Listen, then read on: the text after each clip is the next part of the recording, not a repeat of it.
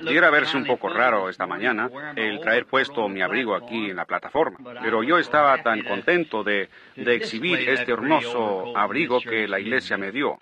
Yo vi al hermano Neville aquí el otro día con ese hermoso traje puesto, cómo le quedaba tan bien. Y yo pensé, bueno, se le miraba tan bien y la congregación comentó al respecto. Yo pensé, yo me pondré mi abrigo en la plataforma. Ustedes saben, yo creo que nosotros nunca maduramos. Nosotros siempre... Y yo no quiero madurar. ¿Qué de eso, hermano Luther? No, nunca queremos madurar. Queremos siempre permanecer como niños. El hermano Neville dice, hermano Branham, yo pensé que usted tenía puesto uno de esos atavíos como esos ministros de alta categoría. Yo apenas lo miré de reojo y yo pensé que quizás usted tenía puesto una túnica. Es un cumplido para este hermoso abrigo. Bueno, yo diré, yo sí estaba necesitando uno y es el mejor que yo he tenido. Y yo verdaderamente lo aprecio. Y el hermano Roy Robertson, yo no sé si él está aquí en esta mañana o no. Él tuvo algo que ver con la selección y realmente fue una buena selección. Y nosotros estamos muy, muy complacidos al recibirlo. Y así que nosotros estamos muy contentos de estar de nuevo en la casa del Dios viviente en esta mañana. Y para gozar de estos momentos maravillosos de compañerismo alrededor de su preciosa palabra. Ahora muy pronto, si el Señor lo permite, yo tengo que ir a ultramar. Yo creo que ustedes lo han visto en La Voz de los hombres de negocio, que yo voy a ultramar este próximo mes. Y nosotros estaremos solicitando todas las oraciones del pueblo, que ellos oren por nosotros mientras estamos fuera. Pareciera ser que en ultramar mis reuniones son mejores, porque lo reciben mejor allá. En América, yo le estaba diciendo al hermano Mercer que yo escuché a... Primero, él me dio un tocadiscos y tenía los discos allí de algunos de mis sermones. Yo supe entonces, si alguien me ha de escuchar a mí, tendría que ser la gracia de Dios en ellos, porque yo pensé que yo pudiera hacerlo un poquito mejor. Él está grabando eso también. Un poco, usted puede cortar esa parte, ¿ven? Él está deteniendo la grabadora, me imagino que al hacer eso lo está cortando. Pero yo les digo, yo estaba tan sorprendido. La peor predicación que alguna vez he escuchado en mi vida es la mía, correcto, en el disco. Yo me puse tan nervioso que ni siquiera podía cenar. Me enfermé, me levanté de la mesa, no pude dormir esa noche. Y ayer fui a Kentucky con el hermano Wood. Y de regreso yo le dije, hermano Wood, yo no veo cómo yo pudiera hacer que una persona viniera a oírme hablar. Es tan pésima. Me repito tanto. Y, faltas de gramática y puntuación, no hay nada. Yo no sé.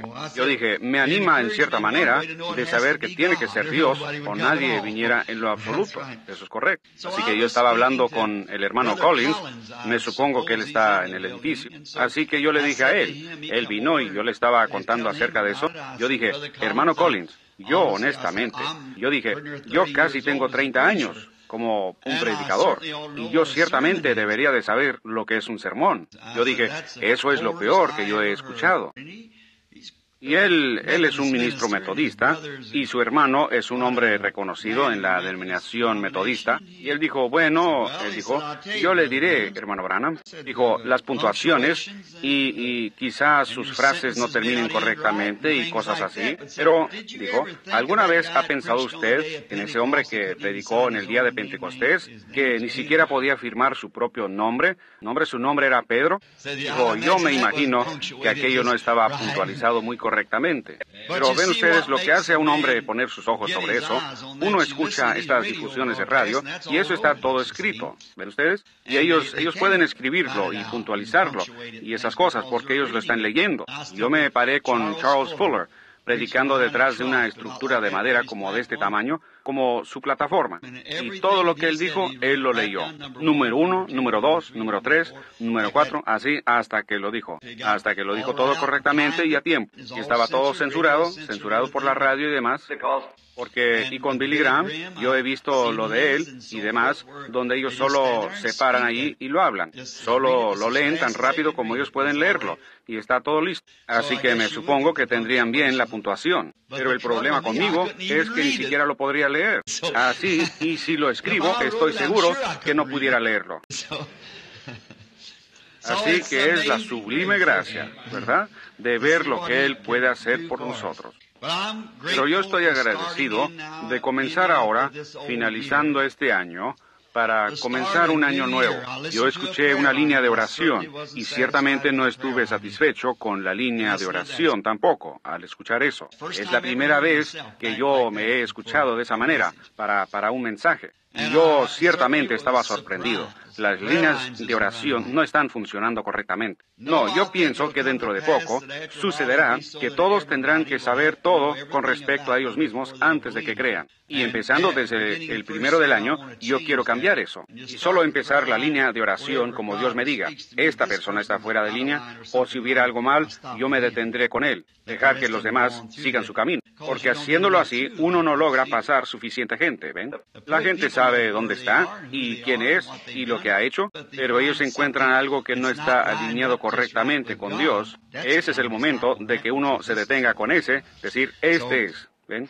Así que yo creo que quizá se haga un poco de alteración, hermano Leo, desde que los oí. Yo confío que Dios nos ayudará en el año que viene. Ahora, yo creo que en esta noche tienen servicios aquí en el tabernáculo.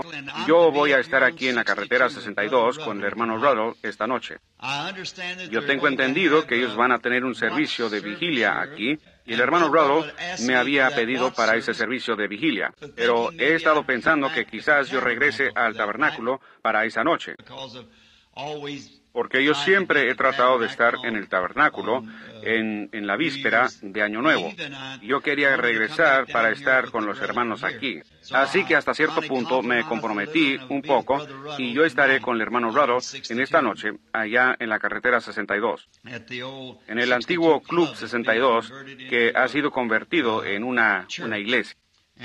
Y entonces el miércoles en la noche estaré aquí de regreso para el servicio de vigilia. Y entonces el jueves partiremos para Chicago y de ahí seguimos a Filadelfia y luego a ultramar.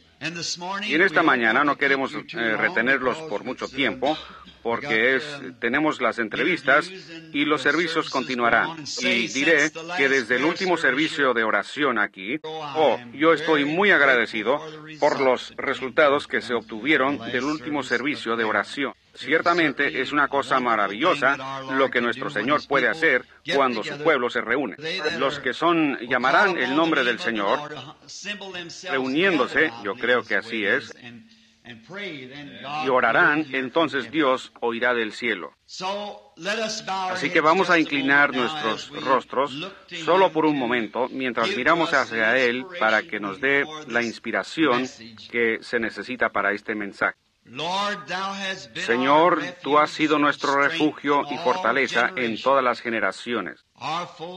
Nuestros padres antes de nosotros confiaron en ti y no fueron confundidos. Ellos creyeron en tu santo nombre y ellos resplandecieron como luces brillantes. Y nosotros miramos hacia ellos, como ha dicho el poeta, huellas en las arenas del tiempo, nuestras partidas dejan detrás de nosotros huellas en las arenas del tiempo. Entonces vemos que aquellos que confiaron en ti, siempre, sin fallar alguna vez, salieron adelante. Aunque ellos pasaron por muchas aguas profundas y por grandes pruebas y persecuciones, pero aún así, en el fin, tú siempre los sacaste más que conquistadores, porque es tu palabra prometida que tú harías esto. Y nosotros oramos hoy que tú bendigas a esta iglesita. Bendice a su pastor, a nuestro buen hermano, el hermano Neville, y a su familia. Pedimos que tú seas con él en este año venidero. Y lo unjas grandemente y lo bendigas a él en todo aspecto.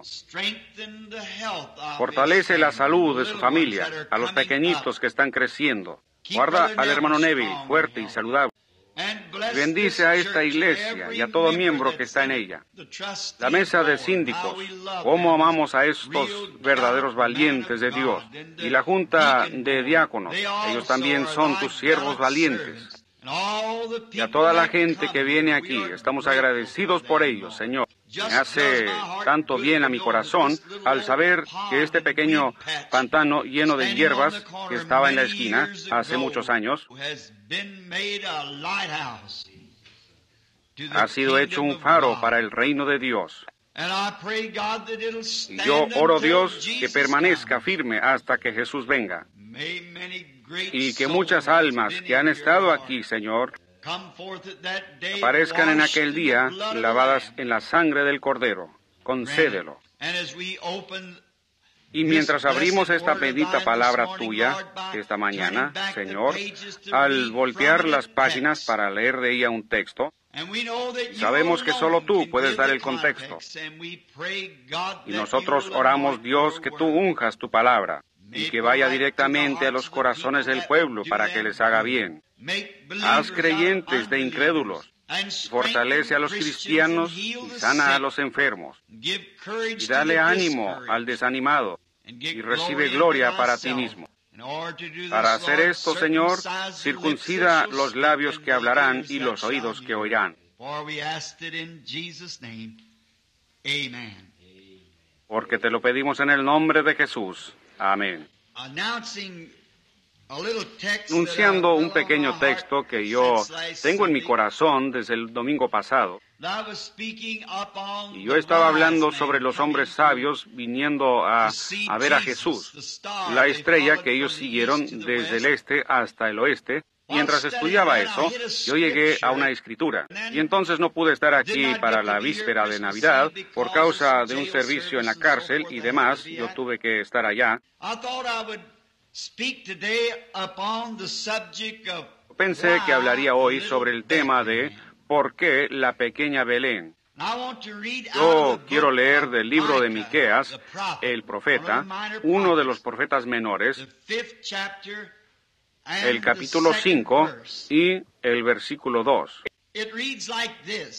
Se lee así. Pero tú, Belén Efrata, pequeña para estar entre las familias de Judá,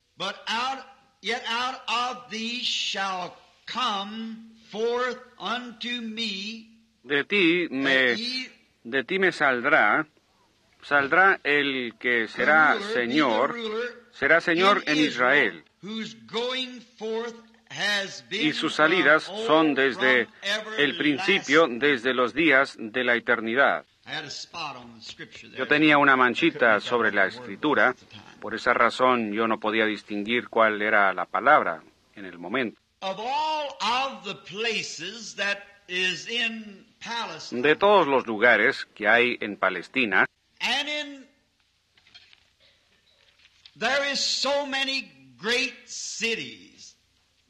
y allí hay muchas grandes ciudades y sus localidades,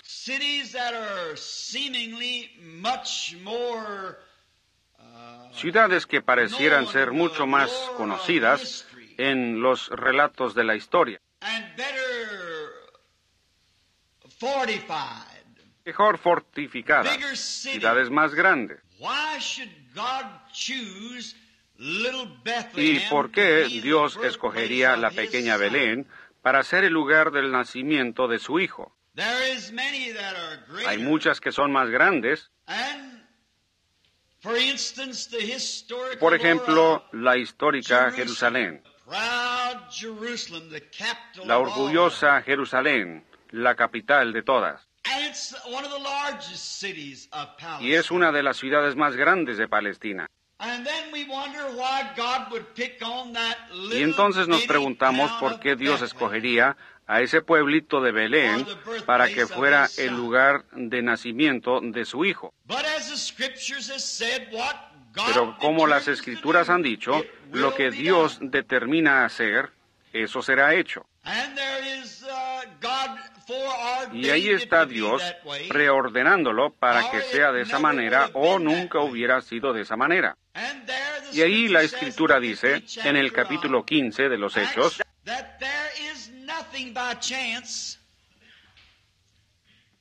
que no hay nada por casualidad, Dios sabía todo. Y no es que sucedió por casualidad, solo fue que Dios lo hizo de esa manera.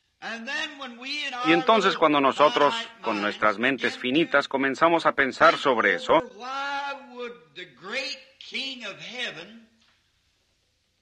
¿por qué el gran Rey del cielo escogería un lugarcito tan pequeño como ese en vez de la capital? En vez de algún, y aún allá habían muchos lugares que tenían una historia espiritual más grande que la que tenía Belén. Por ejemplo, alguno de esos lugares como Silo. Silo era un lugar antiguo de adoración de Israel, a donde todos ellos venían año tras año a este lugar donde reposaba el arca del Señor.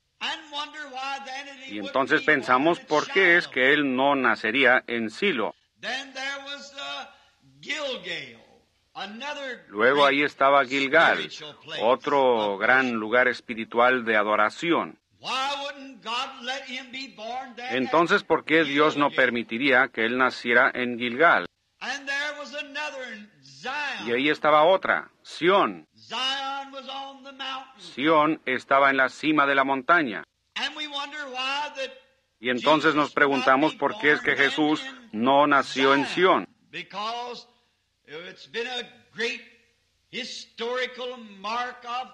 Porque ha sido un punto histórico donde el Señor ha bendecido a su pueblo a través de las edades. Y pareciera como que quizás él hubiera escogido a Sión, o Gilgal, o Silo, o uno de los otros grandes lugares donde habían tenido grandes bendiciones y grandes enseñanzas. Y habían otras grandes ciudades, tales como Hebrón. Ese era el lugar para un hombre que estaba buscando una ciudad de refugio, un lugar de seguridad. Estaba también Ramot de Galad, otro lugar de refugio a donde la gente podía venir, la cual hubiera sido muy apropiada para que él naciera allí. Y quizá, si yo lo hubiera estado pensando, yo lo hubiera traído a él a Cades Barnea, porque esa era la silla de juicio y un lugar de refugio. Quizás yo lo hubiera traído a esa parte del país para que fuera su lugar de nacimiento. O quizás nosotros le hubiéramos escogido alguna de las otras ciudades. Pero ustedes saben, estoy tan contento que aún las cositas insignificantes en la Biblia significan tanto. Yo creo que fue Jesús quien dijo esto, que ustedes sobrepasan y llevan a cabo los mayores asuntos de la ley más bien, pero sobrepasan las cositas pequeñas. Y algunas veces son las cositas pequeñas las que mantienen unidas las cosas grandes. Pero en todo esto, los engranes están dando vuelta exactamente de la manera que Dios les ordenó que dieran. Den vuelta aquí, nunca habrá uno que falle en dar en su lugar. Dios ha preordenado todas las cosas. Y tienen que acertar exactamente en ese lugar. Y cuando nosotros obtengamos fe como esa, y empecemos a pensar quién está detrás de todo esto, ¿cuál es el engranaje principal que está dándole vuelta a esta gran economía de Dios? Encontramos que es el Espíritu Santo. No ha sido dejado en las manos del hombre el hacer las cosas, pero en las manos del Espíritu Santo. Y Él es el engranaje principal, que si Él puede coordinar el resto de los instrumentos, funcionará perfectamente y mantendrá exactamente el tiempo de Dios. Y entonces vemos eso y pensamos en nuestra mente cuando vemos las cosas grandes y cómo es que las tendríamos nosotros.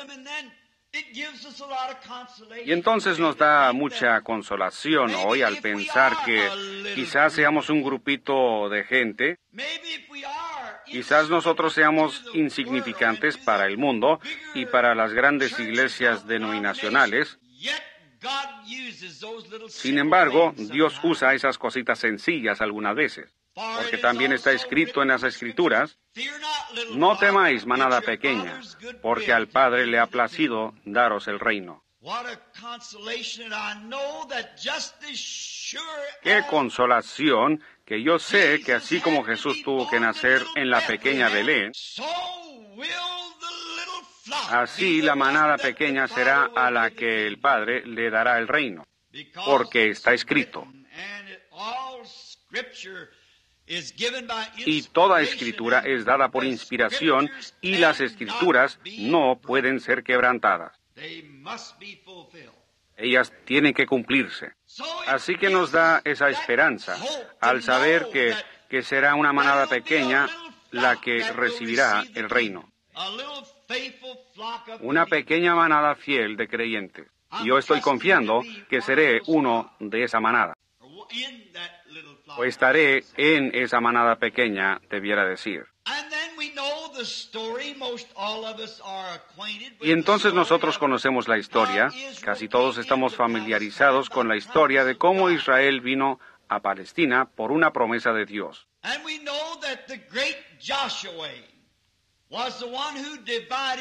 Y sabemos que el gran Josué fue el que repartió su porción a cada tribu. Y ciertamente, si nosotros tuviéramos el tiempo de aquí hasta las 6 de la noche, para quedarnos en este tema, para alinear estas cosas, para obtener el verdadero significado de todo ello, el cual no tenemos, solo como 30, 40 minutos, así que tenemos que hablar solo de los puntos más sobresalientes, confiando que el Espíritu Santo, a ustedes lectores de la Biblia, les colocará el resto de ello en su corazón mientras proseguimos. ¿Sabían ustedes que las porciones, como Josué las repartió en Palestina, fueron dadas por inspiración?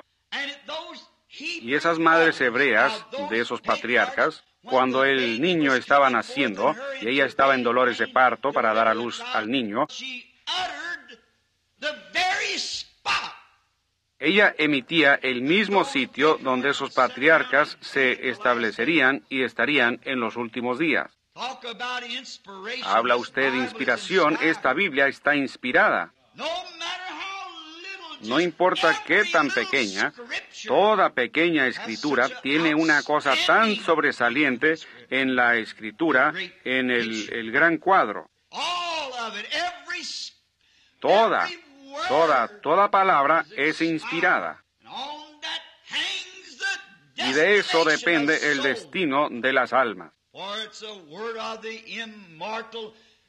Porque es la palabra del inmortal y eterno Dios. Y aún esas madres, cuando el niño estaba naciendo y ella emitía su voz, los colocaba posicionalmente donde ellos estarían en la tierra prometida cientos de años después. Y Josué, sin saber eso, sin embargo, por la misma inspiración, los colocó exactamente donde ellos debieran estar. Y Josué repartió la porción a Judá. Si notan en el mapa, geográficamente está al oeste de la llanura del mar, a unas cuantas millas al sur de Jerusalén, la capital. Y cuando Judá estaba recibiendo la parte, o su parte mejor dicho, en la tierra, su provincia, nosotros así le llamaríamos, es extraño, pero esta pequeña ciudad, Belén, ni siquiera fue mencionada. Sin embargo, allí estaba, porque Abraham, o yo creo que fue Rebeca, quien fue sepultada en ese lugar. Pero solo debió haber sido una pequeña aldea de alguna clase, porque si leen Josué 5, se darán cuenta que habían como 115 ciudades mayores bajo el dominio de Judá, aparte de las aldeas y pueblitos. 115 ciudades son mencionadas. Y quizás cuando fueron divididas, Belén era tan pequeña, quizá solo había una casita o dos. Ni siquiera fue mencionada en la herencia. Y entonces nos damos cuenta que realmente nunca llegó a ser conocida. El que la fundó fue el hijo de Caleb, cuyo nombre fue Salma. Y él la fundó. La Biblia dice que él fue el padre de ella, lo que significa que él fue el fundador de Belén. En otras palabras, él quizás se mudó allí y empezó algunas clases de negocios y comercio e intercambios, etcétera, que hizo que se desarrollara. Y más tarde hallaremos que la verdadera razón, que todos los demás estaban celosos de esa pequeña porción de terreno, la cual está hacia el norte y este, y se inclina un poco hacia el sur, en ese pico,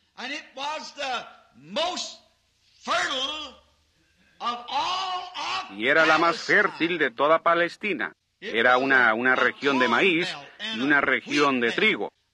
Y había grandes huertas de aceitunas y demás en ella. En esa parte de Belén, o Palestina, al final de la provincia de Judá.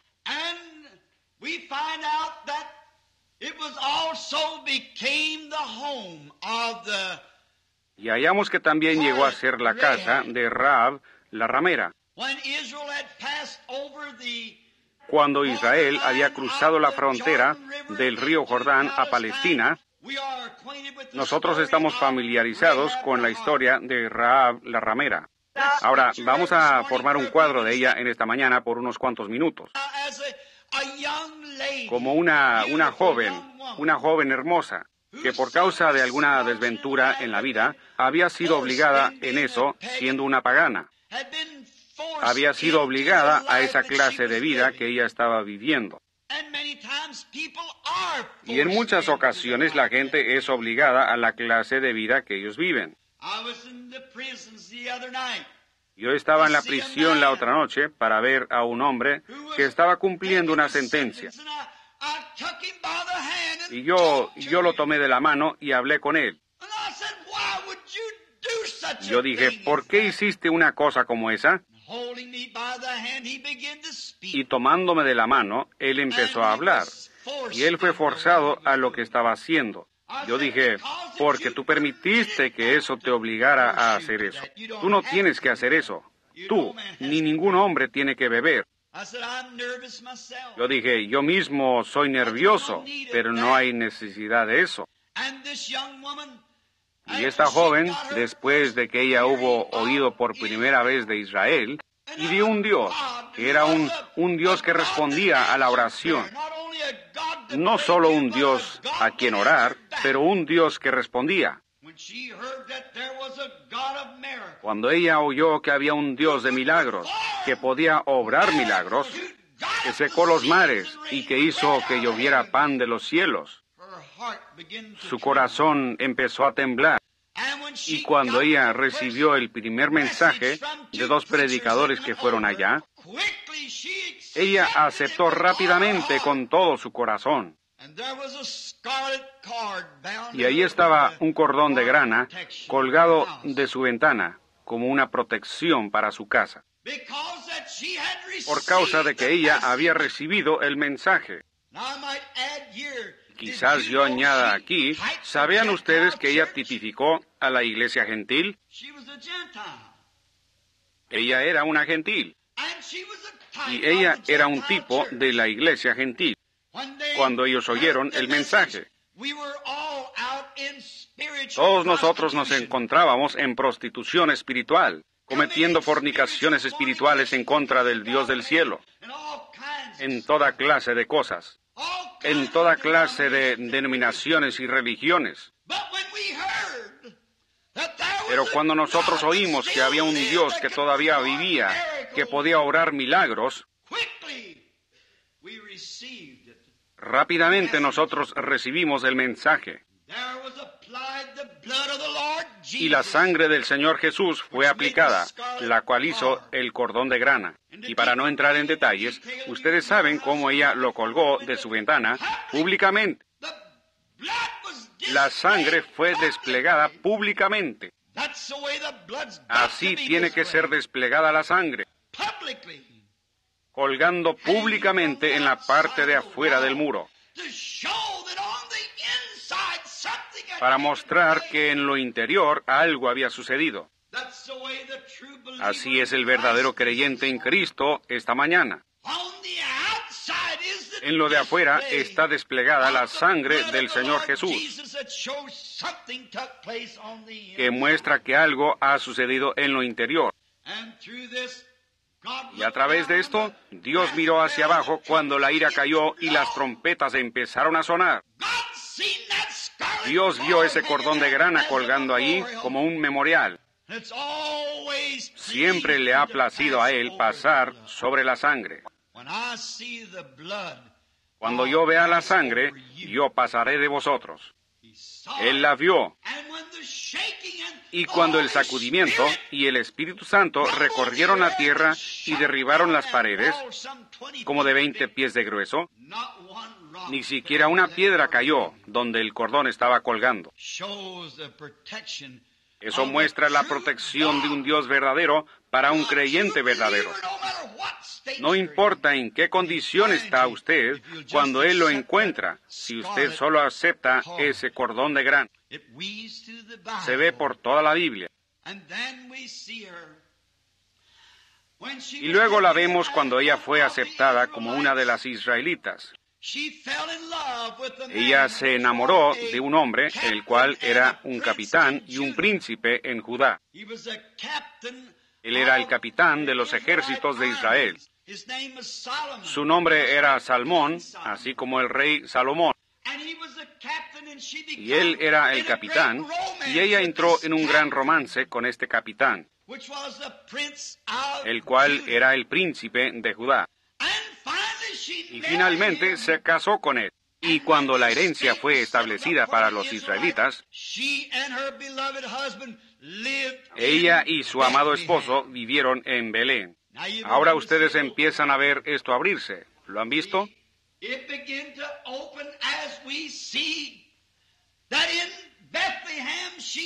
Se empieza a abrir cuando vemos que ella vivió en Belén, siendo una novia gentil para un judío. ¿Por qué? Porque ella creyó en un Dios que obra milagros. Y cuando vemos de dónde vino ella, de haber salido de una casa de mala fama, de prostitución, a través de su conversión y de su fe infalible en Dios, eso la sacó de una casa de prostitución a una casa hermosa en Belén. ¡Qué diferencia! Así obra con todos nosotros. De una casa de incredulidad y frustraciones, esos actos inmorales y todo lo demás, a un lugar, una posición en Cristo, lo cual es de lo más hermoso, de lo ridículo a lo sublime. Esa es la diferencia efectuada por nuestra conversión. Y notaron ustedes que ella se casó con un príncipe de la casa de Judá, un capitán. Ese capitán representó a Cristo, que tomó una novia gentil para sí mismo. De lo más bajo de lo bajo al principal y mejor lugar en la tierra, como veremos más adelante en nuestro mensaje. Para probar que así fue, nada más pudiera ser sino eso. Ellos son un tipo de la iglesia gentil. Y encontramos que ellos tuvieron un hogar amoroso en Belén, como Salmón lo había lo había establecido. Y llegó a ser un gran lugar y las tierras fértiles. Y qué hermoso es pensar en esa gran región de trigo allí, que sería el lugar del pan del mundo. Y eso es verdad. Con razón Jesús tuvo que nacer ahí, porque Él era el pan de vida. Y era a donde toda la nación venía por su trigo. Toda la nación venía por su maíz. Porque fue en Belén donde estaban esas tierras fértiles. Y ven ustedes esa cosita pequeña, diciendo, oh, era la provincia del trigo. Sin embargo, eso significaba algo. Y ustedes pueden ver cómo el príncipe gentil, o este príncipe judío, llevando a su novia gentil de regreso hacia Belén, como un lugar donde establecerse. Un lugar para vivir donde había pan en abundancia. Encontramos que a través de este gran romance y la gran obediencia de fe de parte de Rahab la ramera, ella dio en nacimiento un hijo a Salmón, y su nombre fue Booz. Y todos nosotros estamos familiarizados con otra gran historia atada ahora a este eslabón. Y Booz nació en Belén de Salmón y Rahab la ramera. Nosotros encontramos que años más después que Noemí había dejado el país y se había ido a peregrinar con los moabitas, y cuando ellos la habían tratado mal y ella se había separado del compañerismo de los demás creyentes, se había asociado en una condición caída, en otra tierra, entre otro pueblo. En otras palabras, ella había dejado la verdadera iglesia para irse al mundo por un tiempo, para unirse a una iglesia social que creía que cualquier cosa estaría bien. Allí ella perdió a su esposo. No siempre tiene que ser una muerte física. Usted pudiera perderlo en una muerte espiritual o perder su esposa. Es mejor permanecer en buen terreno. Es mejor se debiera quedar donde sabe que está cubierto por la sangre. A pesar de cómo se miren los demás, qué tan grandes son, qué tan buenas torres tienen ellos en sus iglesias, o cómo suenan las grandes campanas, es mejor que usted se quede donde la sangre cubre el pecado del pueblo. Puede ser que se pierda el uno o el otro. Y, sobre todo, pudieran perder al Señor Jesús y ser dejados fuera. Y entonces encontramos que después que sus hijos habían muerto, ella había perdido a los dos. Y ella regresó porque no había avivamiento del espíritu en la ciudad en ese tiempo. Oh, cómo me gustaría descansar aquí por unos minutos. Cómo me gustaría empezar de nuevo aquí y mostrarles. No importa cuántas iglesias han retrocedido, permanezca debajo de la sangre. Ese es el lugar donde morar. Adentro o afuera, arriba o abajo, en las buenas o en las malas, lo que pudiera suceder, permanezca debajo de la sangre. Pero Noemí pensó que sería mejor ir allá y unirse con otro grupo, porque ellos estaban teniendo problemas. Pan espiritual, no había pan espiritual allá. Pero Dios la restaurará. Yo restauraré, dice el Señor. Quédese en el campo de donde proviene eso. Así que encontramos que ella empezó a anhelar por regresar, porque ellos oyeron que un gran avivamiento había empezado. Y si usted nota, Noemí regresó en la sazón de la cebada, dice la Biblia, justamente en el tiempo de la siega. En otras palabras, cuando estaba aconteciendo un gran avivamiento, aplicándolo espiritualmente. Ella regresó justamente en esa temporada. No le había quedado nada, ella no tenía nada. Y Orfa, una de las esposas de sus hijos, cuando se dio cuenta de lo que ella tenía que sacrificar, siendo un tipo de la iglesia moderna, si yo tengo que ir allá, tendré que dejar mis bailes, tendré que dejar mis buenos tiempos y mis reuniones sociales. Entonces ella solo lloró y besó a su suegra y se regresó. Pero aquí está un cuadro hermoso. Estaba con ella otra nuera llamada Ruth, la cual una vez más era un tipo de la novia gentil, quien besó a su suegra y dijo, yo dejaré todo, yo me voy contigo. Que tu pueblo sea mi pueblo. Que tu Dios sea mi Dios. Donde tú mueras, ahí moriré. Donde seas sepultada, ahí seré sepultada. Eso es lo que Dios quiere. No es aquello fronterizo a la mitad del camino, pero un rendimiento absoluto y completo al reino de Dios. Ella la besó. Y entonces Noemí dijo para desanimarla, tú mejor deberías regresar a tu pueblo. Yo estoy vieja y ya no hay más hijos en mí. Y la ley era que ella tenía que esperar por un hijo. Y dijo, ya no hay más en mí. Y si yo tuviera un esposo y tuviera un hijo, tú también serías demasiado vieja para casarte con él. Así que mejor regrésate a tu pueblo. Pero Ruth dijo, yo no regresaré.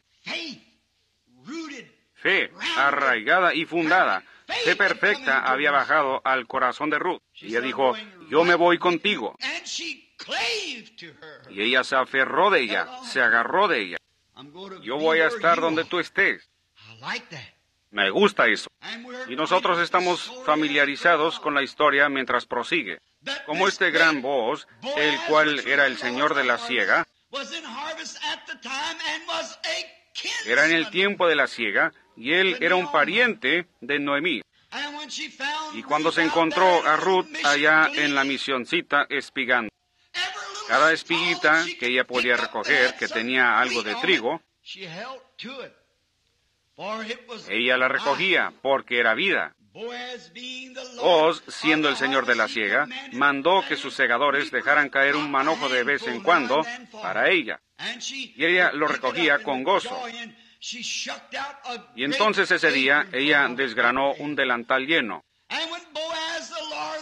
Y cuando salió Booz, el señor de la siega, y vio a Ruth y vio su fidelidad, él se enamoró de ella. Observen, a Booz representar a Cristo. ¿Dónde estaba él? En Belén. ¿A dónde vino Ruth? A Belén. ¿En dónde estaba espigando ella? En Belén. ¿Ven todos estos detalles espirituales hasta aquí? La trayectoria de esta gran escena que está tomando lugar. Dios sabiéndolo desde el principio. Y ella le empezó a preguntar a su suegra qué es lo que ella debía hacer. Y finalmente Ruth se casó con Booz, otra vez una gentil casada con un príncipe en Judá. Y se estableció y vivió en Belén. Pero tú, pequeña Belén, ¿que no eres tú la más pequeña entre todas las principales ciudades de Palestina? Pero le ha placido a Dios, cuyo conocimiento y cuya salida es desde la antigüedad, desde el principio, para que su hijo naciese ahí. Él sabe todas las cosas y Él lo obra todo para el bien. Y ahí Ruth se casó con Booz. Y cuando se casaron Ruth y Booz, si tuviéramos tiempo para entrar en esa gran historia, la cual es una de las más grandes escenas de amor en todas las edades, cuando Ruth y Booz se casaron. Recuerden, paremos aquí solo por un minuto. Es tan hermoso para sobrepasar. Ruth era una gentil. Ella no tenía herencia con los judíos, así como nosotros, los gentiles, no teníamos herencia. Así que Noemí realmente era la heredera. Así que ella había perdido todas las propiedades que tenía en el principio. Todos sus bienes habían sido vendidos en una subasta pública. Por lo tanto, ella había sido excomunicada y se había ido. Ahora, cuando ella regresó, solo había una persona que podía redimir su herencia perdida. Ese era su pariente cercano.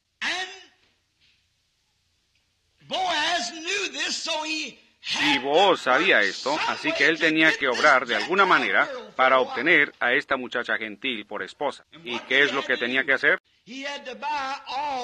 Él tenía que comprar todo lo que le pertenecía a Noemí para poder obtener estos bienes. Y Ruth era parte de lo que le pertenecía a Noemí. Y el único hombre que podía comprarlo tenía que ser una persona que era pariente, un pariente cercano. Esa era la ley de redención. Y la única manera en que Cristo pudo haber comprado la herencia de la recaída Israel era llegar a ser un pariente.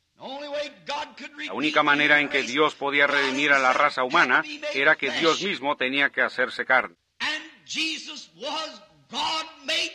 Y Jesús fue Dios hecho pariente para la raza humana. Él era Emmanuel. Él llegó a ser pariente. Él no tomó la forma de ángeles, pero la forma de un siervo, que lavó los pies y vivió. Y las zorras tenían cuevas, y las aves del cielo tenían nidos, pero él ni siquiera tenía un lugar para recostar su cabeza. Él comió, él bebió, él lloró, él se rió, así como cualquier hombre. Y él era Dios, no un profeta. Él era Dios. Porque él tenía que ser pariente para poder redimir la raza humana perdida. Así, Booz, en este gran tipo en Belén, miren dónde este pariente nació para la raza humana. Tenía que ser. Y entonces, cuando este gran Booz la redimió, él tuvo que hacer una demostración pública que él había redimido todo lo que ella había perdido. Así que él fue a la puerta de Belén, otra vez, a esa pequeña ciudad, y él llamó a los ancianos de la ciudad.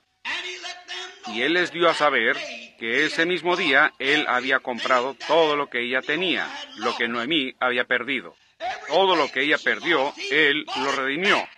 Y él se quitó su zapato y lo tiró ante el pueblo como una insignia.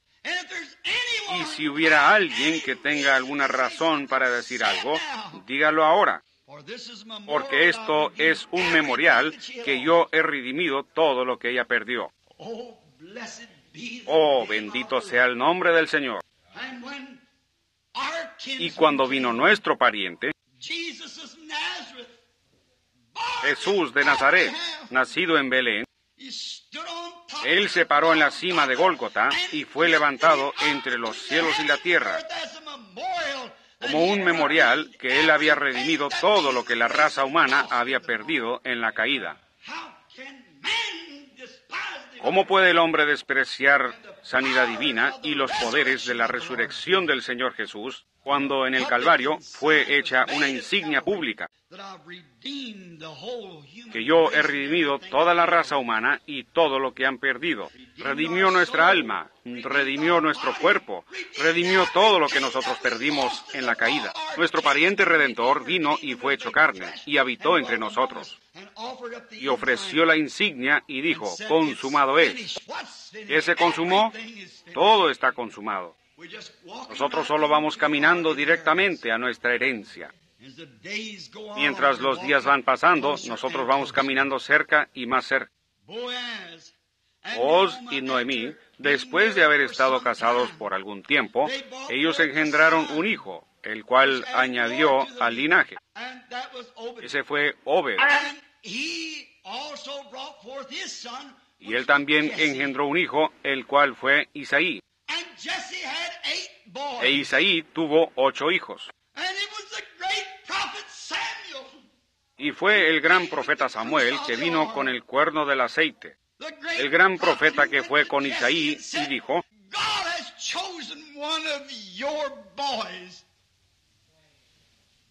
Dios ha escogido a uno de tus muchachos para gobernar y servir a mi pueblo. Y fue del otro lado del campo, en un pequeño corral para las ovejas, de donde un muchachito rubio, flaquito, fue traído. David, el más viejo, el más joven. Y Samuel derramó el aceite de unción sobre él en la presencia de todos sus hermanos y de los que estaban presentes. Y probó que Dios lo había ungido rey. ¿Dónde fue eso? En Belén. Gloria a Dios en las alturas.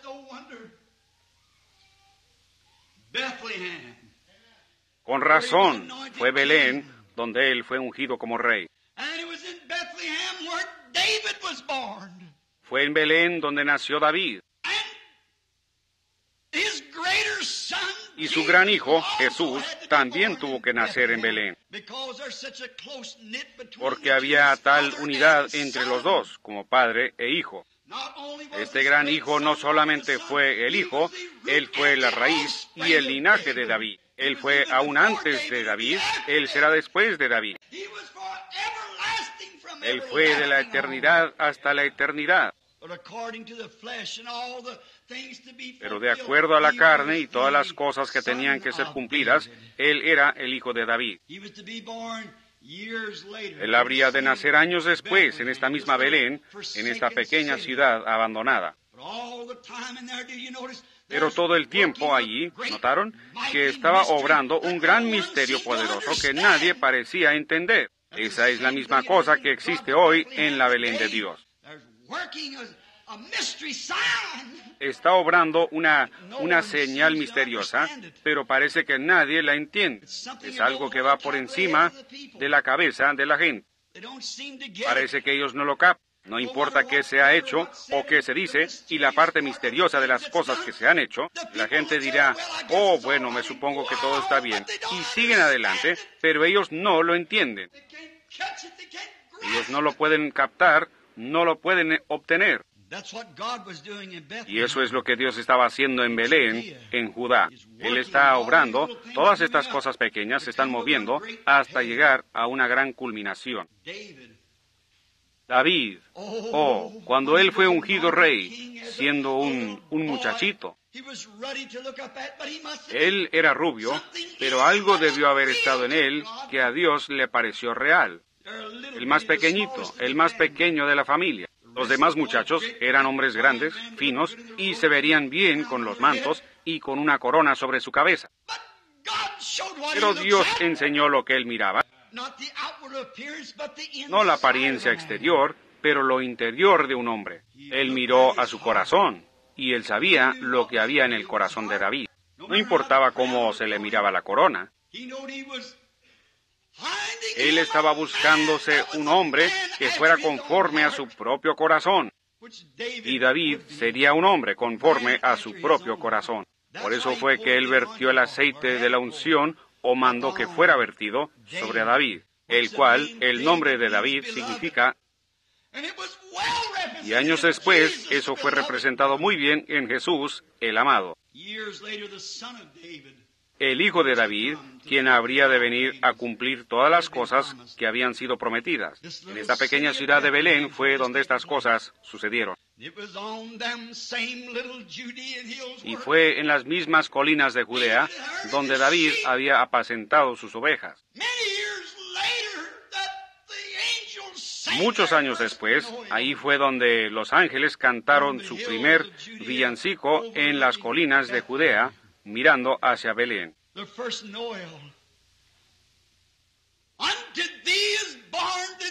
El primer villancico, a vosotros os ha nacido en la ciudad de David, Cristo el Señor. Cuando estos ángeles aparecieron por primera vez para cantar, no fue en Jerusalén, la iglesia grande, ni tampoco fue en Gilgal, ni fue en Silo, donde ellos siempre habían tenido toda su adoración denominacional.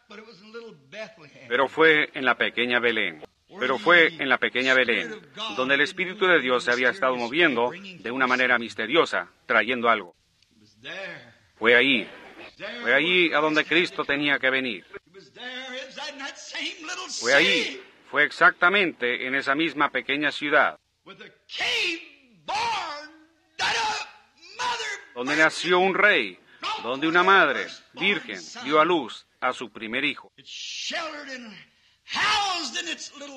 Le dio refugio y techado en su pequeña fortaleza al Rey de Reyes y Señor de Señores, donde no solamente vino Samuel a derramar el aceite de la unción,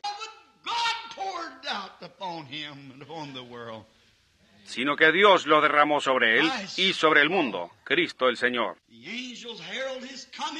Los ángeles anunciaron su venida y cantaron a los pastores en las colinas, quienes siguieron al rey David años antes. ¿Ven el misterio de Dios, qué tan grande es? Él nació en esta gran región de trigo, que del trigo vienen los principios básicos de la vida. Y Él era el pan de vida. Yo soy el pan de vida. El que come mi carne y bebe mi sangre tiene vida eterna. Y nunca morirá o vendrá a condenación, mas ha pasado de muerte a vida. Belén en inglés es Bethlehem. El nombre Beth-El, B-E-T-H, Beth como palabra hebrea significa casa. E-L es Elohim, es una abreviación. Elohim significa Dios. B-E-T-H, Beth, E-L es Elohim, el cual es Dios. La casa de Dios, donde es colocado el pan de vida. E-L-H-E-M, terminándola y poniendo la L con la E, significa barra de pan en el hebreo, el-hem. E-L es Dios Elohim. B-E-T-H es pan, o sea, B-E-T-H es casa. E-L es Elohim abreviado. Entonces, E-L, H-E-M, es pan. ¿Qué fue él? La casa del pan de Dios. La casa del pan de Dios. Casa, Beth, Elohim, Dios, El-Hem, pan. La casa del pan de Dios significa Bethlehem.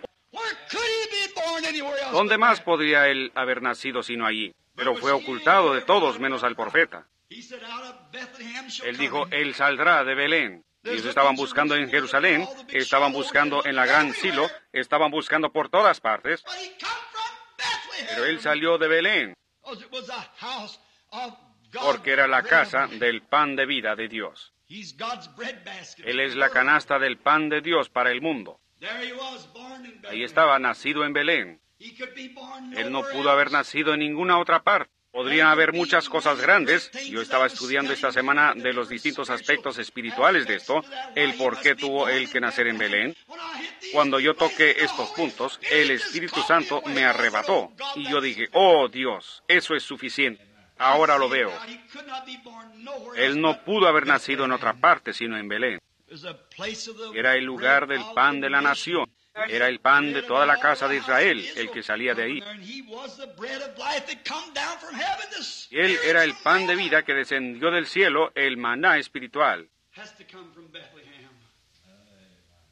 Tuvo que salir de Belén, el linaje del pan, el lugar donde se encuentra el pan. Belén, la hornada del pan. Ahora, Jesús siendo el pan de vida, el hombre comerá de él, dijo él, y nunca morirá. Otro gran evento que yo no podría dejar de mencionar era cuando David estaba en su momento más crítico, cuando él era un fugitivo. Él ya había sido ungido, él sabía lo que habría de ser. Él habría de ser rey. Dios lo dijo, y sin embargo él fue odiado. Él estaba parado entre dos grandes fuegos. Aquí estaban los filisteos de un lado persiguiendo. Aquí estaba Saúl del otro lado. Y él era un hombre sin patria. Así como está la iglesia hoy, la verdadera iglesia viviente de Dios, sin denominación o ninguna otra cosa. Ella se para sola. Sin embargo, se ha derramado la unción sobre ella. Ella sabe lo que es. ¿Cómo puede llegar a cumplirse? El diablo en ambos lados persiguiendo a David.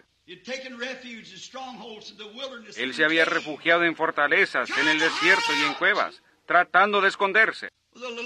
Con una pequeña banda de guerreros fieles, solo unos pocos creyendo como él. Pero esos hombres creyeron a Dios, que ese sería el rey. Así son los creyentes de hoy, que están escondidos de lugar en lugar, Pero sin embargo, ellos saben quién viene para ser rey. A mí no me interesa quién va a ser presidente. Sabemos que él viene. Y se mira más lejos que nunca. Cuando la ciencia está tratando de gobernar y dicen que pueden hacer un hombre, que pueden hacer esto, y que ellos pueden tomar un conejo y sacarle polen y hacer otro conejo y demás, tratando de desaprobar la palabra de Dios. Sin embargo, hay un pueblo que cree en Dios, que se para tan firme como siempre. No importa lo que venga o vaya, ellos todavía creen en Dios. Dios es verdadero. Ellos se aferran de las manos incambiables de Dios.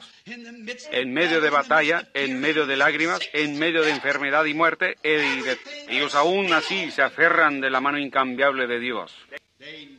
Ellos saben que Él viene como rey. La gente hoy se ríe y hace burla de ellos y los llaman aleluyas, los llaman de todo lo que quieren.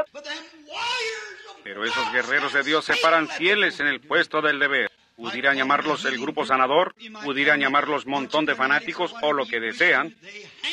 Ellos se aferran a ese rey.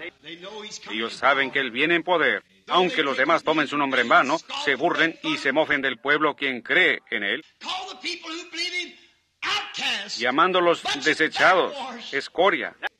Eso no los molesta en nada. Ellos se mantienen fieles en el puesto del deber. Esos guerreros que estaban con David se mantuvieron a su lado. Si un filisteo venía, él tenía que pelear. Con quien fuera, ellos eran acechados por todos lados. Pobre David, en su mente estaba todo confundido. Él pensó, Señor, ¿cómo puede ser? Ustedes saben, algunas veces los líderes pasan por cosas que la congregación no sabe por lo que ellos están pasando. Cuando uno piensa de promesas que Dios ha hecho, entonces, ¿por qué no se cumplen? Ellos no se lo dicen a su congregación. Ellos no se lo comentan a la gente con la cual se asocia. Pero hay muchas frustraciones en el corazón de un verdadero líder. David estaba sentado ahí, su garganta estaba quemándole, y estaba en pleno verano. Los filisteos estaban tomando ventaja de esa división entre David y Saúl. Y Saúl buscaba a David por donde quiera, y los filisteos también. Y luego los filisteos buscaban a los israelitas. ¡Qué tiempo de confusión! Casi como es ahora. David se refugiaba en este lugarcito, en este pequeño refugio, en cualquier parte que él pudiera, en las pequeñas fortalezas a donde podía llegar. Entonces él subió a la montaña, en ese calor, en medio del verano, cuando el calor estaba tremendo, su garganta secándose, con frustraciones y temores en su corazón, y pensando, oh Dios, ¿cómo puede ser esto? Tú vertiste ese aceite sobre mí, no porque yo me escogí a mí mismo, pero tú me escogiste. ¿Por qué me llamaste de allá, de donde apacentaba las ovejas? Me dijiste que me darías esto para servir a tu pueblo. Y me tienes en medio de fuegos por donde quiera. Eso estaba pasando por su corazón. Él se sentó en el monte y miró hacia abajo. Y los filisteos habían venido y se habían acampado ahí mismo en Belén, su pequeño hogar. Entonces, su pequeña ciudad estaba bajo el control del gobierno del enemigo. No solo eso, pero la casa de su propio padre, la casa de Isaí, estaba bajo cautiverio de los filisteos. Y estaba su propia nación, su propia iglesia, en contra de él. Aquí estaba el enemigo con el que estaba peleando. Aquí está la gente de la iglesia con quien él estaba peleando. No porque él quería, pero porque él fue forzado a hacer eso. Y muchas veces nosotros somos forzados a hacer cosas y a decir cosas que nosotros no queremos decir como real líder espiritual. Pero él es forzado a hacer eso. Él tiene que escoger un lado y mostrar sus colores. Yo tomaré el camino con la minoría despreciada del Señor, dijo el escritor del himno. Así que ahí estaba él, en ese día caluroso, sin duda caminando para atrás y para adelante, y mirando hacia abajo a través de ese extenso valle, como de 25 millas para ir y venir. Allí estaba la casa de su propio padre, en cautividad por los filisteos. Y estaba Saúl al cruzar al otro lado. Y aquí venía sentado en medio de los dos partidos, ¿ven? Para tomar su lado, viendo este tiempo tan tremendo cuando Israel estaba toda quebrantada. La iglesia se dividió en diferentes denominaciones, por así decirlo. Aquí estaba parado David, sin saber qué hacer. Sin embargo, sabía que sobre él estaba la unción. Ellos sabían que la unción estaba ahí. Ellos sabían que David iba a ser rey. ¡Aleluya! Nosotros sabemos quién va a ser rey. No importa quién va a ser presidente.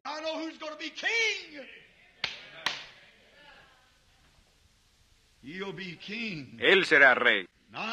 Yo sé que se necesita algo para pararse, pero Dios me ayude a cerrar mis ojos a las denominaciones y a todo lo demás, y fijarme en ese cuadro espiritual de más allá, que Él es el Rey venidero. Yo le serviré a Él. Si es muerte, que muera. Si es mi familia, si son mis amados, si es mi denominación, si es cualquier cosa, que pueda servirle a Él. Yo me quedaré con Él. Esos son los guerreros de Dios, como los que estuvieron con David, que tenían sus manos sobre sus espadas, dispuestos a caminar en cualquier momento. Así es como caminan los guerreros de Dios, listos. El enemigo dice, tú tienes que tomarte un traguito para ser sociable.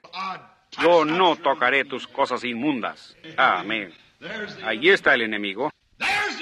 Allí está el guerrero. Oh, ¿por qué no renuncia usted esa cosa de aleluyas que usted cree? Yo creeré en Dios. Yo me quedaré fiel. Ahí lo tienen. Ahí están los guerreros. Oh, ¿qué quiere decir? No hay tal cosa como sanidad divina. Eso es lo que piensa usted. Yo sé mejor. ¿Ven? No hay tal cosa como el bautismo del Espíritu Santo. Esos días han pasado. Eso es lo que piensa usted. Yo ya lo he recibido. Usted ha llegado demasiado tarde para decirme algo al respecto. Ellos sabían que la unción estaba sobre ese muchachito rubio. Y ellos sabían que él iba a ser rey. Pero David estaba frustrado en su propia mente. Yo puedo imaginarme. Solo observémoslo por un minuto.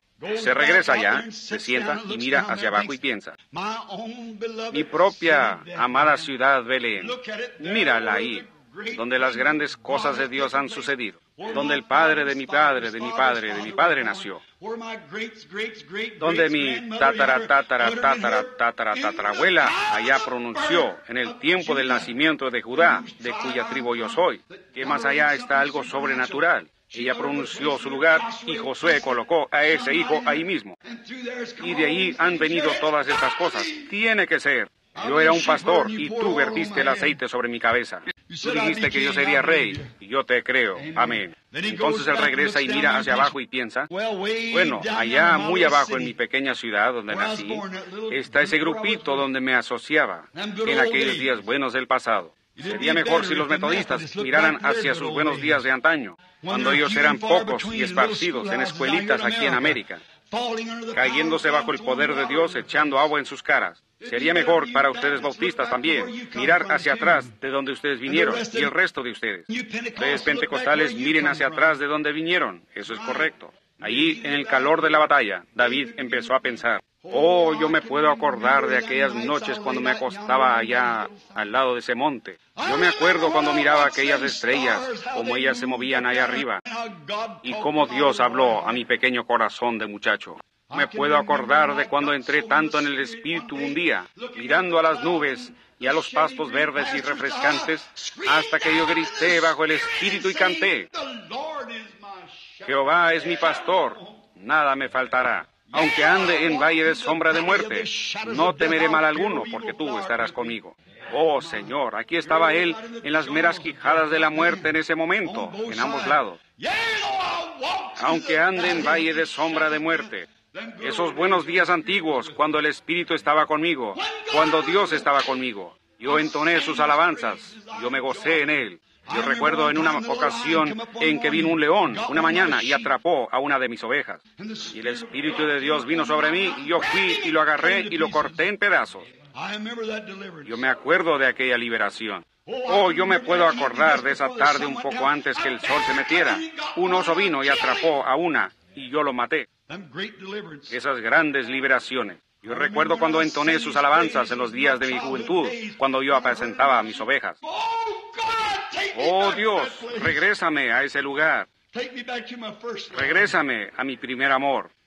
Regrésame y dame mi cayado de pastor. Dame ese rebaño de ovejas otra vez. Permíteme andar por allá solo para adorarte. Eso, algunas veces pensamos eso, pero estamos en el calor de la batalla. Algo tiene que hacerse. Nosotros fuimos muchachos en una ocasión, ahora nosotros somos hombres adultos. Allá está en marcha. Yo recuerdo cuando el aserrín estaba todo pisoteado en el piso y la gente clamaba y gritaba. Y de tanta gente que había, uno no se podía acercar por ningún lado. Pero no es así hoy en día. Allá está rugiendo. Oh, ya no es William Branham, el muchachito predicador. Uno tiene que producir algo. Sí, señor, tiene que haber algo diferente. El tiempo está en marcha, la batalla ruge, el fuego está encendido. El tiempo para ser liberado. La gente, todos los que fueron hallados escritos en el libro. Ahora el tiempo ha llegado. David y toda su frustración, caminando para atrás y para adelante y pensando, oh, este día caluroso, oh, hace tanto calor. Oh, Saúl quizás vendrá por este lado, los filisteos por este lado, ejércitos por donde quiera alrededor, y aquí estamos nosotros sentados en la boca de una cueva. Y sin embargo, el aceite de la unción está sobre mí. ¿Cómo puede ser? Oh, Dios, ¿cómo puede ser? Oh, cómo quisiera un trago de agua. Entonces en su mente regresó allá, junto a las puertas de Belén. Ahí había un pozo. No había otra agua como esa agua. Ustedes saben, Palestina tiene alguna agua muy mala. Ellos tienen aguas malísimas y aún tienen fiebre del agua negra y cosas en ella. Y mucha de esa agua es alcalina, la cual lo mataría a uno. Pero en Belén también es donde está la fuente principal de agua para la provincia. No había otra agua como la que tenía Belén. David solía pensar, cuando yo llevaba mis ovejas y empezaba por la mañana, yo pasaba por ese pozo antiguo y bebía. Oh, qué fresca y qué dulce, y cómo saciaba la sed.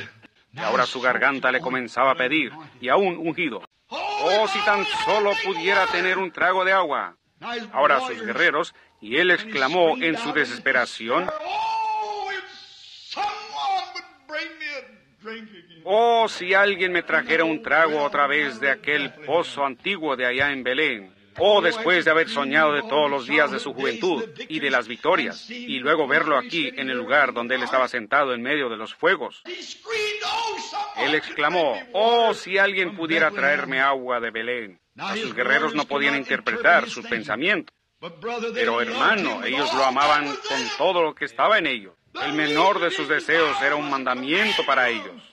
Desde sus poderosos guerreros sacaron sus espadas. Se escabulleron del campamento y se abrieron camino a espada por 25 millas. David, al irse ellos, sin duda pensó, ¿dónde están ellos? ¿Qué han hecho? ¿Dónde fueron ellos? ¿Sabían que estaban arriesgando su vida? Ellos estaban en medio de las quijadas de la muerte, a través de una línea de 25 millas, emboscadas por donde quiera, y las espadas resplandeciendo y los escudos retumbando. Pero su hombre, su hermano que ellos creían que sería rey, deseaba un trago de agua. Oh, hermano, me pregunto si los guerreros de hoy estarán dispuestos a abrirse camino a través del formalismo, dudas e incredulidad, para refrescarse en la presencia del Señor y sus deseos. El menor de tus deseos, si es África, India, si es por la calle, donde quiera que sea, el menor de tus deseos. El menor de tus deseos, Señor, es mi mandamiento. La muerte no significa nada para mí. Mi popularidad, lo que soy, lo que seré, no significa nada, Señor. Solo para cumplir tus deseos. Esos son los guerreros que están parados al lado de Él. Y ellos me llaman aleluya, si mi nombre es escandalizado, si ellos me dan un puntapié en la calle, eso no interesa. Tu deseo es mi mandato. Ese es el real soldado. ¿Qué hicieron ellos? Ellos pelearon abriéndose camino hasta que llegaron a ese pozo. Sacaron agua con el cántaro y ahí venían de regreso, peleando, cortando su camino a izquierda y derecha hasta llegar a la presencia de David. Dijeron, aquí lo tienes, mi Señor. Oh, Señor. ¿Qué? Un hombre que estaba en desgracia, un hombre que era odiado por la iglesia, un hombre que era odiado por el rey, un hombre que era odiado por los filisteos, un hombre que era odiado casi por donde quiera, pero un grupito que lo seguían sabían que él era el rey venidero. Hoy, yo sé que nosotros cantamos grandes alabanzas, edificamos grandes iglesias, tenemos grandes himnos y demás cosas, nosotros así le alabamos. Jesús dijo, en sus corazones ustedes están lejos de mí, porque ustedes enseñan como doctrinas los mandamientos de hombres. Deje que el Espíritu Santo venga y haga algo en su iglesia, mostrando la presencia de Jesucristo, ellos lo echarán a uno por la puerta. En vano me adoran. Adoran, pero lo hacen en vano, enseñando como doctrina las tradiciones de hombres. Pero hay guerreros que creen en Él. Hay guerreros que se mantienen firmes, con un entendimiento espiritual, como allá en la pequeña Belén. ¿Ven? Seguro, así fue. David levantó ese cántaro de agua, él la miró, Y la Biblia dice que Él la derramó sobre la tierra. Dijo, Señor, sea lejos de mí que yo bebiera eso. Que estos mis guerreros han arriesgado sus vidas para ir allá, para traerme esta agua. Es la sangre de hombres, y yo no puedo hacerlo. Esta agua dulce, por la cual ellos arriesgaron sus vidas y abrieron camino por la línea de los enemigos para ir allá y obtenerla, David la derramó sobre la tierra como una ofrenda voluntaria hacia el Señor. No fue por maldad, sino que fue un cumplimiento de las Escrituras. Porque a pesar de que Jesús de Belén es el pan de vida, Él también es el agua de vida. Seguro que es. ¿Qué hizo Él? Él fue representado en ambas cosas, en David y en los guerreros. Porque Él era el rey. Y Él era el guerrero que vino y abrió camino por las líneas del enemigo. Amén. Conquistó muerte, infierno y la tumba. Derramó su propia sangre para que Juan 3:16 pudiera cumplirse. Que de tal manera amó Dios al mundo, que ha dado a su Hijo unigénito, para que todo aquel que en Él cree no se pierda, mas tenga vida eterna. Y en eso Él no dio el agua que lo representó, sino que Él era el agua, o perecer, un pueblo moribundo que pudiera obtener vida. ¿Cómo lo hizo Él? Por medio de su propia sangre, al derramarla. No tirándola, eso es un accidente. Él la vertió gratuitamente en el Calvario, después de que Él abrió camino por toda línea del enemigo. Y derramó su sangre de vida para que Él pudiera ser la canasta de pan para el mundo. Una fuente sin igual de sangre de Emanuel, y queda puro en su raudal quien se sumerge en él. Por eso es que Él nació en Belén. Por eso es que Él tuvo que venir, porque ahí era el centro del pan, el pan de vida. Ahí era el centro del agua, que es las aguas de vida. Y en Jesús estaban ambos, el pan de vida y las aguas de vida. Por lo tanto, Él tuvo que venir y nacer en Belén. Belén de Judá, ¿no eres la más pequeña entre todos los grandes príncipes? Solo un pequeño predicador ordinario. Tú solamente eres un pequeñito. Pero de ti saldrá el Señor que es desde la antigüedad, desde los días de la eternidad. Sus salidas han sido desde el principio, desde los días de la eternidad. Eso es que Él nació en Belén de Judea. Esa fue su cuna. Y, mi hermano, el lugar en donde Él quiere tener su cuna hoy es en tu propio ser, tu propio corazón, para que Él pueda manifestarse en ti las aguas de vida a una gente moribunda y el pan de vida a un pueblo hambriento. Él es el pan y el agua de vida, las cuales son las dos cosas esenciales en la vida del hombre. Eso es pan y agua. Ha sido prometido, seguro. Inclinemos nuestros rostros solo por un momento. Y al hacerlo, yo deseo toda su atención. ¿Han estado ustedes en Belén en esta mañana? Si ustedes nunca han estado en Belén, fue llamada Belén Efrata también. Belén Efrata. Efrata significa la raíz. Viene de la palabra H-E-M-P, significa la raíz. Y allá el distrito antiguo fue llamado Efrata, que significa es el principio de la vida. Cristo dijo, si permanecéis en mí, yo soy la vid y vosotros los pámpanos. Él es la raíz de toda vida. Si usted nunca ha venido a Belén Efrata, la Belén, vengan esta mañana y recíbalo a Él como su Salvador, y Él le perdonará sus pecados. ¿Levantarían ustedes sus manos hacia Él y dirían, Señor, ten misericordia de mí ahora? Yo ahora vengo a Jesús con todo mi corazón. Yo vengo a tu Belén, el agua y el pan de vida. Yo ahora lo acepto a Él como mi Salvador. El Señor le bendiga, jovencito allá atrás. El Señor le bendiga. Dios le bendiga, pequeño. ¿Hay otro? Diga, yo vengo hoy con nada en mis brazos. Yo me paro sediento, mi garganta está seca. Me pregunto a dónde puedo ir y encontrar vida real. Me pregunto. Yo me he unido a iglesias. Dios le bendiga, hermano. Yo me he unido a iglesias. Yo ya he hecho todo lo que sé hacer, hermano Branham. Pero aún así nunca he tocado el verdadero recurso, el dador de vida. Yo ahora vengo, Señor, para recibirlo. Él está aquí por usted. Levantaría su mano y diría, soy yo, Señor. Yo soy el que está parado y necesitado. El Señor le bendiga mientras oramos. Oh Señor Dios, este pequeño mensajito quebrantado, aunque fue traído de las Escrituras y todos sus símbolos que tú has puesto allí, quizás está escondido de los ojos de los sabios y prudentes y será revelado a niños tales que quieran aprender. ¿Cómo es que la pequeña Belén, la más pequeña de todas ellas? ¿Cómo es que el profeta dijo eso? ¿No eres tú la más pequeña entre todos los príncipes? Pero le agradó tanto a Dios el poder sacar de ese lugarcito insignificante al Señor de Israel. Señor Dios, de un grupito pequeño de gente que ha sido lavada por la sangre viva y escarlata del Señor Jesús. Tú traerás, Señor, a ese grupo en algún lugar a través de este mundo, a Cristo otra vez, que regirá todas las naciones con una vara de hierro. Ruego, Padre Dios, que tú seas misericordioso con cada uno de nosotros que estamos presentes hoy, y que nosotros vengamos a tu Belén. Oh, vengan todos los fieles. Nosotros hemos estado cantando, ven a Belén.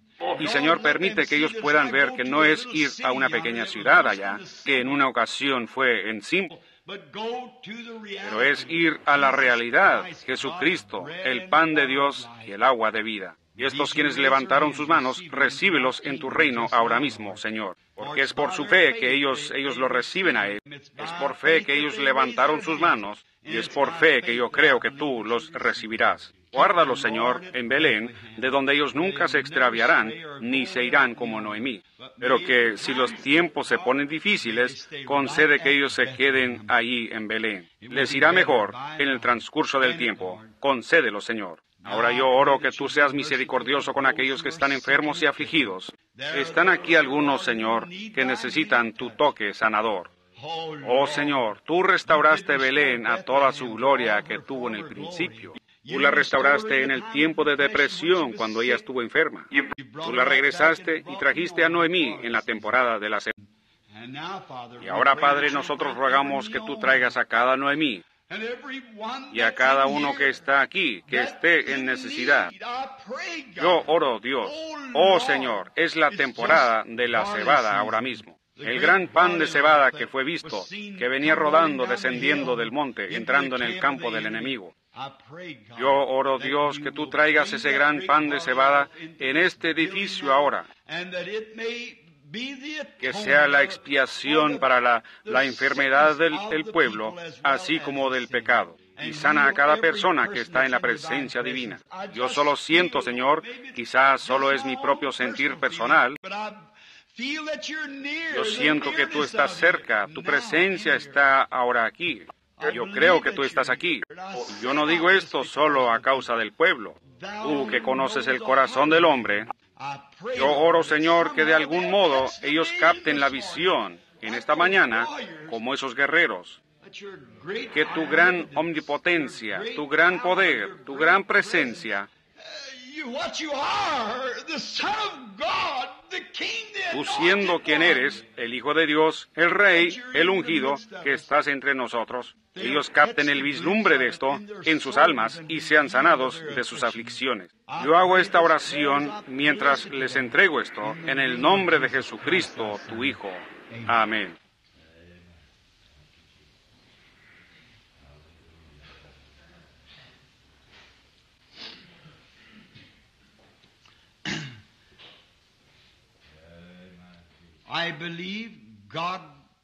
Yo creo en Dios, todas sus palabras, y yo creo que cada parte de su palabra está divinamente inspirada. Yo creo que Él no es yo era, pero Él es yo soy, una presencia que siempre existe. Yo creo que ahora mismo, entre este pueblo aquí, ustedes que levantaron su mano, búsquense una iglesia, sean bautizados en el nombre de Jesucristo, llamando hacia Dios, lavando sus pecados, creyendo que su pronta venida Él ha de aparecer en su segunda venida. Yo también creo que su presencia está aquí para sanar a los enfermos, para sanar a los que están necesitados. Necesariamente se tiene que orar por ustedes uno por uno. Yo probé eso la otra noche a la gente, que yo solo quería mostrarles lo que había pasado. Había un cierto joven, quien está sentado mirándome ahora mismo, que había estado en cama por varios días. Su garganta estaba tan hinchada que él no podía comer ni nada. Su fiebre estaba muy alta. Y él le había dicho a su padre y a su madre, traigan al hermano Branham para que venga a orar por mí. Y por alguna razón ellos no querían molestarme porque yo estaba ocupado. Y algo me dirigió a ir a su casa. Mientras estaba sentado allí, ellos trataron de traerle un plato al joven, con un huevo muy blando y alguna otra cosa, y un poco de frijoles blandos molidos, y él estaba tratando de tragárselos. Y les daba vueltas, con un dedo los molía, sus dientes estaban todos hinchados y el pus le corría de ellos, y él trataba de molerlos así con sus dedos, y trataba de pasarlos por su garganta así, y él masticó una o dos veces, y él no podía hacerlo ya más, lo empujó hacia atrás. Yo estaba sentado ahí sin haber orado. Hay una cosa pequeña, uno no puede decirle a todos lo que está sucediendo. Yo dije, Señor, Señor, ahora está muy cerca el fin del año, hay algo que viene, algo nuevo. Permíteme, Señor. ¿Es esto? ¿Es esto? Y tan pronto como yo empecé a decir eso, y a decir, ahora en mi corazón, yo sé que tú estás aquí. El joven extendió la mano y tomó otro bocado, y otro bocado, y otro bocado, y otro bocado, y limpió todo su plato y se subió a su carro y se fue. Oh, Él es Dios. ¿Ven? Su presencia, su presencia. Es solo dejarlo a Él que esté presente. El otro día cuando tomaron la última fotografía, cuando yo lo vi a Él parado ahí, yo lo vi a Él y pensé, bien, yo he visto al ángel del Señor en esos, y yo sé que fue maravilloso. Pero cuando Él tomó esta, entonces como a las 3 de la mañana, Él me despertó y me dijo lo que iba a pasar. Y me lo explicó todo. Y cómo estaría la armadura y todo. Me enseñó cosas ahí que yo nunca había visto. Yo entré y la cogí y la miré. Y ahí estaba. Yo nunca lo había visto antes. Oh, qué sensación trajo eso para mí. La consolación de saber que Él está presente. Él está aquí, solo su presencia. Y la presencia del Señor estaba ahí para sanar a los enfermos. La presencia del Señor está aquí para sanar a los enfermos. La presencia del Señor está aquí para traer convicción a pecadores. La presencia del Señor está en medio de su pueblo. Y Él es el Belén de Dios, llena de pan y agua. Yo estoy tan contento, también ustedes, de que tenemos un lugar a donde venir y comer y vivir para siempre. Ahora, el Señor les bendiga. ¿Tiene algo que quiere decir, hermano? Pongámonos de pie por un momento. Nuestro antiguo canto de despedida, lleva el nombre de Jesús contigo. ¿Cuántos aman al Señor? Veamos sus manos levantadas muy alto. Mientras ustedes tienen sus manos levantadas, ahora bájenlas y dense la mano con alguien que esté parado a un lado de usted. Diga, Dios le bendiga, peregrino. Dios le bendiga. Eso es correcto. Luego alrededor. Muy bien, eso es solo para que ustedes se conozcan los unos a los otros. Muy bien. Ahora miremos hacia arriba a los cielos y cantemos esta alabanza ahora.